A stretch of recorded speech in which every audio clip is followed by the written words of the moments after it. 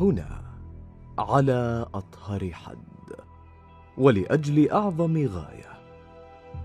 رجال صدقوا ما عاهدوا الله عليه قادتهم وبلادهم، تحفهم شمس العزة ويملأ شرايينهم دم الكرامة، مرابطون على أمن وطن أقسموا على أن يضحوا براحتهم وأرواحهم من أجله، يشربون الموت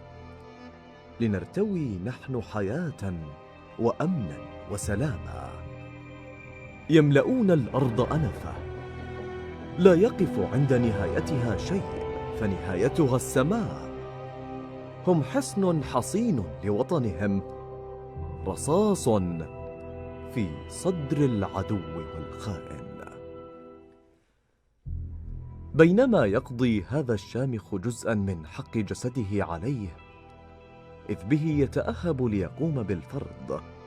وحق الرب الذي يحميه ويحمي به، يرتدي رداء التضحية وسترة الشرف والإباء، يودع كتاب الله كل يوم كما لو كان العهد الأخير.